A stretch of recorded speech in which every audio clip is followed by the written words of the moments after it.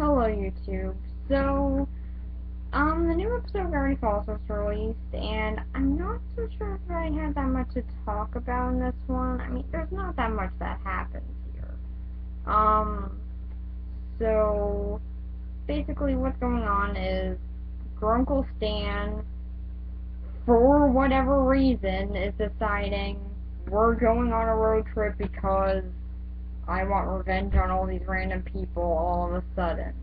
Didn't want revenge on them before, but all of a sudden I want it. So now they're going after.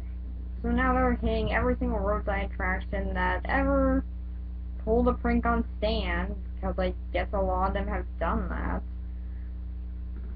And then they try and destroy their attractions, which the biggest ball of yarn.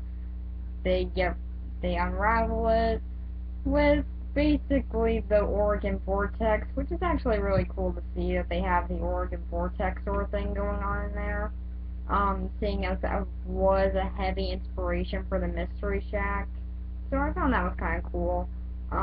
They turned the Oregon Vortex right side up. They let things out in a corn maze. Totally destroyed now. And then at Mystery Mountain, they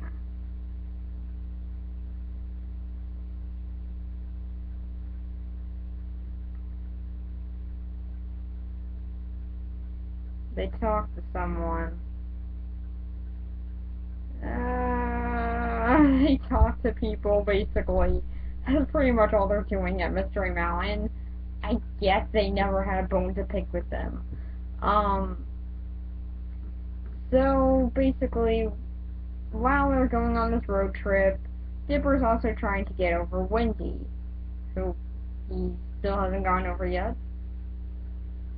Good to know.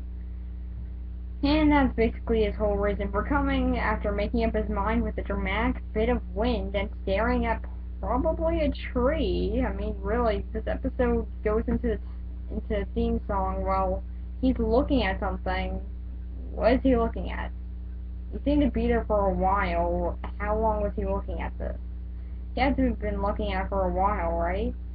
Was he just like looking at a tree for the whole time? Really, what was going on off screen there? I would expect them to make a joke about that or something. Or at least cut to like what he's really looking at. That wasn't kind of funny, but I guess stuff like that happens. You don't really get to see every single joke, but it was a pretty funny episode. And all the girlfriends, all the girls that Dipper meets, for some odd reason, all go to Mystery Mountain. I guess that place really is a big tourist destination. Because who doesn't want to go to Mystery Mountain? So basically, they're all there. They all realize what he's doing and why he's doing it, and they're just like, oh no, you're a jerk, I guess. So they all leave him, because who expected that to happen? Although I do kind of like how in this episode, it's not usually like how most of this cliche is done. They're at least saying, like, I don't think I should be doing this. I don't know. I mean, I don't really want to hurt anyone's feelings, so that's kind of nice to see with this usual story arc. But I don't really think these story arcs are that good, and it's pretty predictable as to what happens in this episode. Although, what I will say is something that's pretty cool about it is that this is actually the very first time that we've seen something mysterious going on outside of Gravity Falls. Like, with something with a monster or something, it's usually all contained into Gravity Falls in a very small little countryside area. So it's kind of interesting to see them going somewhere else, but there's still mysterious creatures out there. And we don't even know if the spider people are actually in the book. Like, they could just be something that Ford never even encountered because it's not even in Gravity Falls. And yeah, I know in the episode Tale of Two Stands, we do see that there are other areas where there are supernatural occurrences, but this is the first time that we actually get to see one of those, so it's pretty cool. Um, but that's pretty much all the interesting stuff that really happens in this one. I really thought that Bill was gonna strike in this one, though. Like, you would really think that he would. I mean, he has a perfect opportunity right here.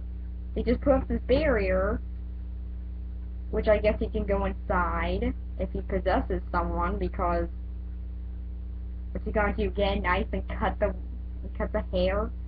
What what is he gonna do?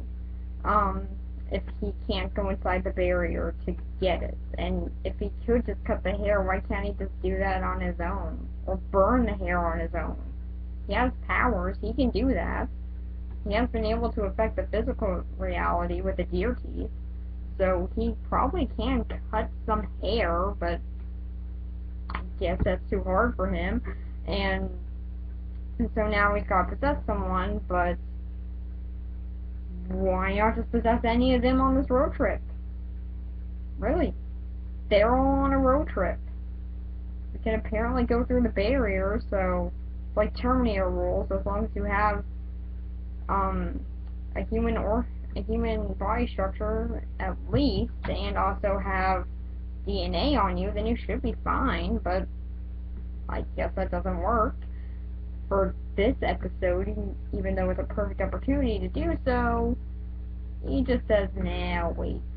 So it was kind of a wasted opportunity for him to actually go in and, take someone over who's definitely going back in a mystery shack. But I guess it's not gonna happen that way. We finally got a little bit more development with some of Mabel's friends, Candy and Grinda, which is pretty welcomed. Like, we have no idea what these people are like. Her two friends, they don't have any defined personality. There's nothing that interesting about them. Yet so yet they're featured in so many episodes. I was hoping for an episode when they were finally get some development, and only in season 2 do we finally get that. So I'm pretty happy to see some more development with at least one of them.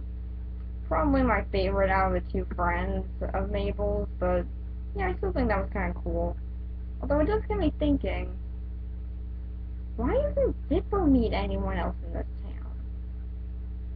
I mean, really, Maple's met other people in this town. Why doesn't Dipper? He hangs out with only people who are much older than him. Why not try and meet some people who are about his age, too? I don't know. I guess he's just fine with all of his teenage friends and adult friends.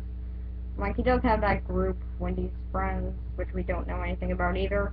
So definitely some development for some of the friend characters in this episode, in this series, needs to be worked on. Like, we don't know that much about these friends, but they seem like they'd be good characters to develop. And it definitely feels like there's an open area for that.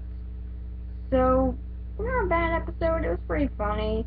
I really did love the trambulance thing. That was just hilarious. But pretty good episode. I enjoyed it. Not their best, but I still thought it was kind of fun. So, oh yeah, and the Spider Woman in this is freaky. But yeah. Aside from that, not too much happens here. So, yeah. Bye.